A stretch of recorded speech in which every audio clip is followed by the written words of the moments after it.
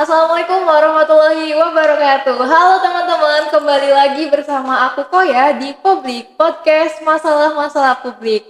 Nah, tentunya kali ini aku nggak sendirian nih teman-teman, karena aku bakal ditemani sama narasumber-narasumber cantik kita, yaitu Rifda Halimah dan Novi Fitriani Aditina. Halo teman-teman, selamat datang dan selamat bergabung di podcast. Oke, halo juga Koya. Oke. Sebelumnya mungkin perkenalan diri dulu kali ya. Boleh, Gimana, boleh, gimana? boleh. Pertama kali aku ya. Ya. Halo semua, perkenalkan nama aku Novi Fitriana Ditina, dari mahasiswa Administrasi Publik, jurusan Administrasi Publik, Fakultas Ilmu Sosial dan Politik. Halo semuanya, nama aku Rifda Halimah, mahasiswa semester 3, program studi Administrasi Publik, Fakultas Ilmu Sosial dan Ilmu Politik. Oke. Kabar kalian gimana nih teman-teman? Alhamdulillah baik ya. Ya. Baik, tugas aman berarti. Agak keteteran tapi aman lah, bisa. Oke. Depends. Oke, aman ya. Oke teman-teman, pada podcast kali ini kita akan mengangkat sebuah tema yang sangat menarik sekali, yaitu mengenai kebijakan publik dengan topik mengenai isu PPDB di Kota Serang. Oke, mengenai kebijakan zonasi dalam PPDB di Kota Iya, Serang. betul. Dilatar belakangi dengan mungkin permasalahan-permasalahan PPDB ya yang terjadi gitu kan, yang dimana itu kan bisa meresahkan masyarakat sekitar. Oke nih, so kita langsung mulai aja nih teman-teman. Jadi mungkin pertama nih, mungkin dasarnya dulu ya. Sistem zonasi kan pertama kali di ini tahun berapa sih? Terus bisa diceritain nggak kira-kira apa aja sih tujuan utama dari sistem zonasi ini? Oke, betul. Jadi hari ini kita akan bahas mengenai sistem zonasi, lebih tepatnya di sekolah menengah atas di Kota Serang. Jadi sistem zonasi ini kan dilaksanakan tuh pada tahun 2016 nih pertama kali, tapi masih melihat adanya ujian nasional. Jadi mereka jalan bersamaan gitu ya. Sistem zonasi ini diterapkan, lalu ada ujian nasional juga. Namun diterapkan menyeluruh itu tahun 2017. Nah, itu sesuai dengan Permendikbud nomor 17 tahun 2017. Lalu peraturan PPDB ini tuh diperbarui lagi menjadi Permendikbud nomor 1 tahun 2021. Nah, Provinsi Banten itu juga menjadi salah satu daerah yang telah menindaklanjuti dengan mengeluarkan peraturan Gubernur Banten nomor 17 tahun 2021. Jadi PPDB sendiri ini tuh merupakan sistem penerimaan peserta didik baru, dan Kota Serang sendiri itu khususnya pada jenjang sekolah menengah atas yang kita akan bahas kali ini juga itu menerapkan kebijakan PPDB zonasi dan diatur dalam peraturan Gubernur Banten nomor 7 tahun 2022. Itu tuh ada daya tampungnya, ada jalur zonasi sebanyak 50%, jalur prestasi 15%, afirmasi 30% jalur prestasi, 15% jalur afirmasi, dan 5% yang paling dikit itu jalur perpindahan orang tua. Jadi kita tahu ya, jadi jalur zonasi ini tuh paling banyak gitu, sampai setengahnya, sampai 50%. Baik, selanjutnya tuh tujuan dari sistem PPDB ini sebenarnya untuk pemerataan akses pendidikannya ya. Dengan sistem zonasi ini pemerintah itu mengharapkan semua anak-anak itu punya kesempatan yang sama untuk belajar di sekolah yang dekat rumah mereka. Jadi nggak ada lagi tuh cerita anak-anak yang harus berangkat lebih subuh untuk berangkat sekolah karena sekolahnya jauh. Nah, terus juga tujuan dari kebijakan ini juga untuk menghilangkan stigma sekolah favorit. Oh, benar. Nah, jadi sebenarnya sistem zonasi ini memang mau bikin semua sekolah jadi setara gitu kan ya teman-teman. Nah, kalau menurut kalian nih, apa sih sisi positif yang paling terasa dari kebijakan ini? Sisi positif yang paling terasa itu mungkin di siswanya jadi lebih merata ya. Nah, sekarang kan sekolah-sekolah yang dulunya itu dianggap biasa aja, sekarang tuh punya siswa yang lebih beragam lagi prestasinya. Nah, selain itu juga anak-anak itu nggak perlu lagi sekolah jauh keluar zona rumah mereka, yang tentunya itu lebih menghemat waktu, tenaga, dan juga biaya juga. Iya benar. Jadi irit ongkos dekat rumah gitu tujuannya. Ya. Terus selanjutnya nih, ada nggak sih pengalaman kalian mengenai kan tantangan di zonasi PPDB gitu? Ada nggak sih tantangannya gitu?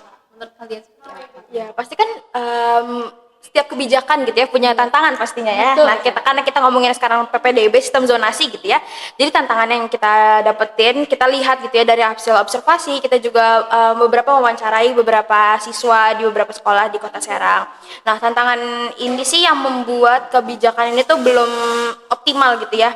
Jadi kebijakan yang pertama itu ada sekolah masih fasilitas sekolah yang belum merata. Jadi fasilitas sekolah tuh beda-beda setiap sekolah kan. Jadi ada sekolah A yang dimana udah punya lapangan 1, 2, 3 dan punya standar khusus masing-masing. Jadi kayak ada lapangan basketnya sendiri, ada lapangan upacaranya sendiri. Jadi itu nggak sumpek-sumpekan kalau upacara. Iya. Sedangkan sekolah B itu dia tuh cuma punya satu lapangan. Jadi basket di situ, ekstrakurikuler yang lain juga di situ.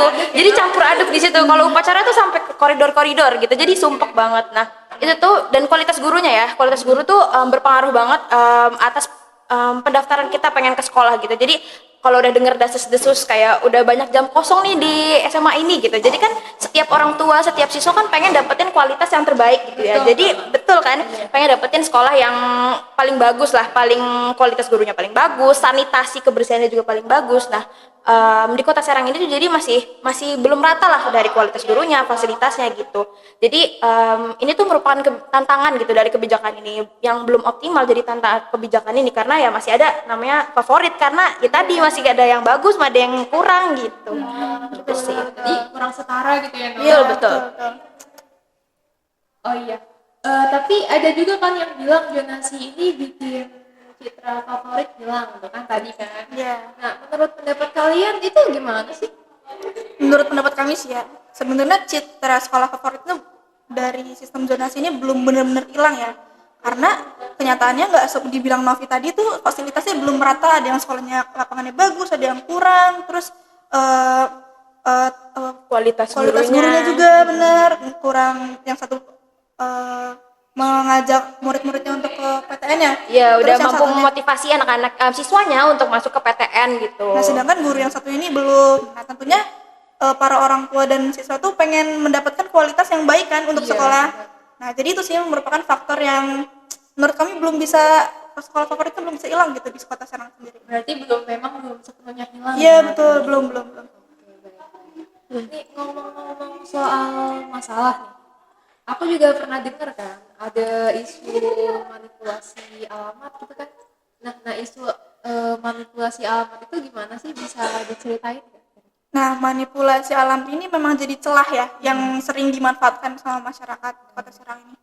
Adapun yang kita peroleh dari halaman berita bantenraya.com, nah di Kota Serang ini masih banyak terdapat kasus manipulasi sistem zonasi PPDB. Salah satunya itu melalui perubahan alamat pada kartu keluarga gitu. Menjelang PPDB itu banyak sekali masyarakat yang merubah alamat di kartu keluarga itu menjadi ke alamat yang lebih dekat dengan sekolah. Jadi biar Zonasinya lebih dekat gitu. iya, jadi peluangnya bisa lolos gitu. betul Iya. gitu. Nah, tapi pindahan itu bukan menjadi apa ya? Bukan melanggar gitu menurut panitia tuh, karena kan perubahan alamat ini berlaku minimal 1 tahun dan masyarakat itu merubahnya tuh sebelum 1 tahun pendaftaran gitu. Jadi Iya, dianggap bukan melanggar gitu. Jadi mereka tuh udah pinter-pinteran nih. Jadi Iya, udah kayak benar. udah ada sistem ya. Jadi mereka tuh udah benerin kakak dulu, memperbarui kakak setahun sebelumnya. Jadi nggak melanggar gitu. Iya, tapi Padahal mereka kan tuh belum benar-benar pindah. iya gitu. Jadi sama cuma alamat. pindah kakak doang Iya. setahun sebelumnya tapi belum pindah Teknisnya secara. mungkin sudah pindah, cuman ininya Masih tetap belum. tinggal di Iya, situ. betul. Iya. Nah, upaya seperti itu tuh merupakan salah satu kelemahan ya untuk PPDB ini, khususnya di sistem zonasi. Dan juga cuma itu aja sih masalahnya. Terus juga yang kita temuin dari bantenideantimes.com itu beberapa sekolah juga, terutama sekolah favorit yang ada di Banten ya, itu masih terindikasi adanya potensi pungutan liar atau jual beli kursi.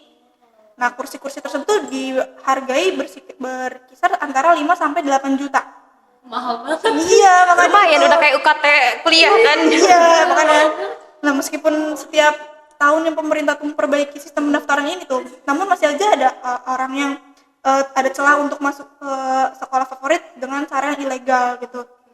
Dan juga masih banyak fenomena kayak yang tadi tumpang tindih kartu keluarga, terus juga adanya praktek oknum yang memiliki kuasa gitu untuk masukkan anak atau kerabatnya tuh ke sekolah favorit di luar dari sistem PPDB zonasi di Provinsi Banten. Waduh, ternyata memang masalahnya gawat banget. Iya, ya. makanya itu. Gawat juga ya memang kecurangan masyarakat yang dilakukan itu ya untuk anaknya bisa sekolah gitu Dia kan. melakukan 1001 cara untuk masuk ke sekolah favorit. Nah, dari kecurangan ini nih, kira-kira apa nih yang paling parah yang udah kalian temuin di lapangan? Oke, sejauh ini sih dari hasil lapangan, terus juga kita juga udah baca berita gitu ya. Ya tadi udah aku mention sih beberapa masalahnya gitu ya, kayak ada fasilitasnya kurang merata, dan sebenarnya kalau misalnya kebijakan kan tujuan ini untuk menyamaratakan sekolah dan tidak adanya sekolah favorit atau tidak gitu ya, tapi ya kenyataannya kita tahu sendiri belum merata lah fasilitas segala macam, kualitas gurunya. Nah, ada juga berita yang kita lansir dari detik.com, itu ada wali kota kita sendiri pada tahun 2018 atau 2023 itu tuh ada Pak Syarifuddin yang membuat surat dan yang ditujukan kepada SMA 1 Kota Serang terkait penerimaan peserta didik baru PPDB. Jadi surat ini tuh isinya seseorang siswa yang dibantu untuk masuk ke sekolah dan dibantu untuk melewati jalur PPDB itu gitu. Tapi itu dan Pak Syarifuddin sendiri itu wali kota saat itu, wali kota Serang saat itu tuh membenarkan bahwasanya ya emang itu surat dari kita gitu, dari surat Pak Syarifuddin sendiri, namun tujuannya surat itu tuh untuk membantu masyarakat yang kurang mampu untuk bersekolah gitu. Tapi kan kita tahu ya kalau misalnya sistem untuk masuk sekolah itu kan pakai sistem PPDB yang sudah diterapkan tadi juga sesuai Permendikbud segala macam lainnya. Nah itu tuh nggak ada namanya jalur dari bantuan dari rekomendasi atau dari kepala daerah itu atau bahkan wali kota sendiri. Jadi it's something wrong about this kebijakan gitu pokoknya. Jadi cara itu bukan cara yang salah ya, bukan? Iya, maksudnya karena nggak ada, kan tadi kita tahu ya ada jalur zonasi, afirmasi segala macamnya, dan nggak ada tuh namanya jalur rekomendasi dari wali kota atau pemerintah daerah. Nah, terus zonasi ini kan katanya berpengaruh nih, kayak peluang siswa untuk masuk PTN lewat jalur SNBP. Nah, itu menurut kalian gimana? Nah, ya betul banget ya. Nah, sistem zonasi ini kan lokasi tempat tinggal siswa itu kan mempengaruhi lokasi sekolah yang mau dituju kan. Sayangnya tuh jika misalnya ada siswa nih, dia pintar, dia mempunyai berbakat prestasi yang tinggi, namun dia tuh di letak zona sekolahnya tuh di lingkungannya rumah dia itu tuh akreditasi sekolahnya itu di bawah A. Nah, peluang untuk memanfaatkan kuota SNBP-nya itu semakin kecil karena berdasarkan dari tim seleksi nasional penerimaan mahasiswa baru atau SNPMB-nya ini, hal ini disebabkan oleh karena ketentuan sekolah itu kalau yang akreditasinya A itu memiliki kuota 40% dari seluruh kelas 12 kan yang ikut jalur SNBP.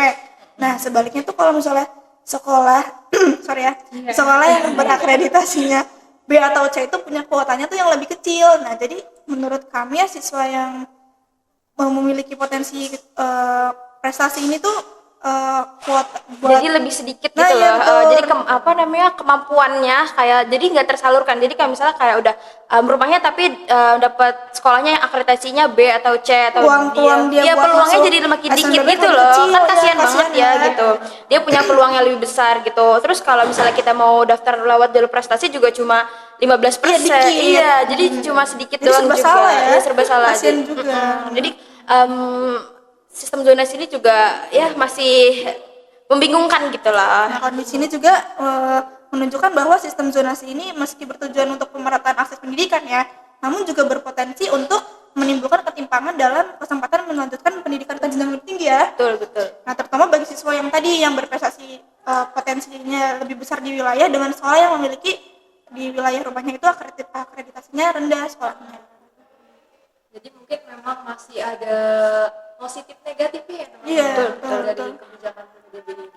Nah, kira-kira ada nggak sih nih perubahan yang signifikan nih soal kebijakan zonasi dalam PPDB?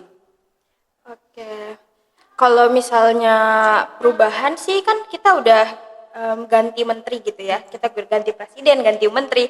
Nah, ada sekarang tuh ada namanya Menteri Pendidikan Dasar dan Menengah atau Mendikdasmen, yaitu Pak Abdul Mukti, yang berdasarkan berita yang kita baca juga itu dari tempo.co.id hingga saat ini betul lagi dievaluasi. Jadi kebijakan itu lagi dievaluasi secara menyeluruh, bagaimana apakah efektivitas kebijakan ini untuk mencapai tujuan tadi kan tujuannya tuh untuk menyamaratakan, untuk menghilangkan sekolah favorit atau tidak favoritnya gitu. Nah, itu tuh lagi dievaluasi, dan Pak Abdul Mukti juga menyampaikan bahwasanya beliau mendengar saran dari pemerintah daerah, pemerintah provinsi serta masyarakat yang merasakan sendiri bagaimana kebijakan ini dilaksanakan. Seperti itu sih.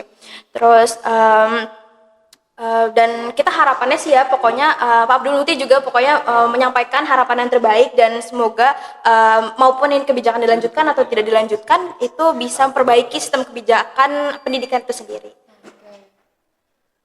Ngomongin solusi nih teman-teman, ada gak sih langkah-langkah yang memang menurut kalian harus diambil pemerintah biar kebijakan zonasi ini tuh lebih efektif buat ke depan?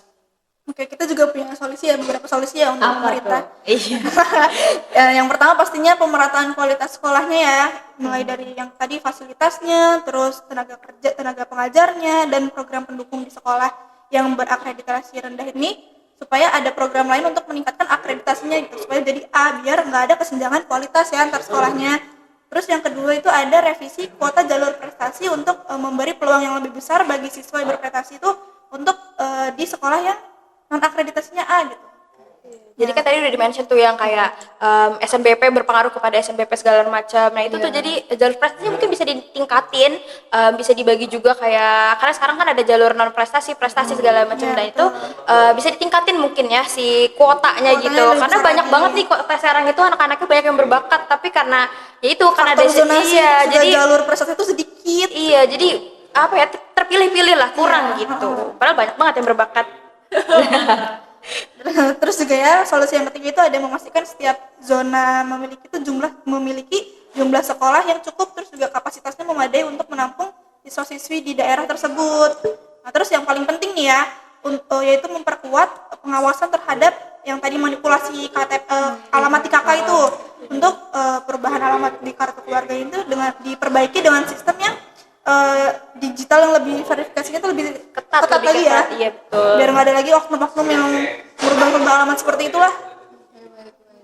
Karena kita juga semua tahu ya pendidikan itu kan semua makhluk hidup, semua kayak manusia gitu ya, manusia itu berhak untuk mendapatkan pendidikan yang terbaik, yang berkualitas. Nah Kota Serang sendiri merupakan ibu kota provinsi, jadi pendidikan itu sangat penting lah bagi kita gitu. Dan tadi yang dari kata Riri itu si kebijakan ini tuh harus harus sama rata dulu gitu loh, semuanya fasilitas segala macam baru bisa dilaksanakan sistem zonasi ini. Karena kalau misalnya mau dilihat sistem zonasi untuk menyamaratakan, sedangkan realitanya belum sama rata. Belum rata ya? Iya belum sama rata, jadi mau disamaratakan dari sisi mananya kayak gitu. Jadi supaya tadi juga pengawasan udah diperkuat gitu, karena supaya tidak adanya penumpang gelap yang tiba-tiba ada di sekolah. Padahal nggak ada di daftar nama diterima Iya, ya. makanya iya gitu. Betul.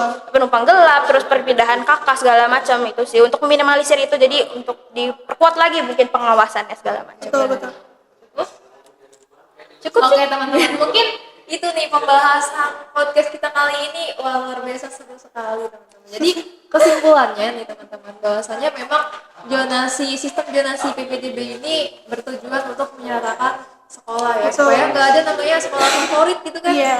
Tapi memang pada perjalanannya nggak semulus itu ya teman-teman. Betul banget. Ada aja nih tantangannya seperti tadi yang sudah disebutkan oleh Riri dan Novi. Terus tadi solusinya juga nih untuk pemerintah, nah, tadi ya memperketat pengawasan, terus fasilitasnya ditambah gitu, bisa meratakan dan lain sebagainya. Oke teman-teman, mungkin itu aja nih podcast kita kali ini. Sebelumnya aku ucapin banyak terima kasih kepada Riri dan Novi. Semoga materi kita pada kali ini bisa menambah wawasan pada teman-teman di rumah yang sudah menonton.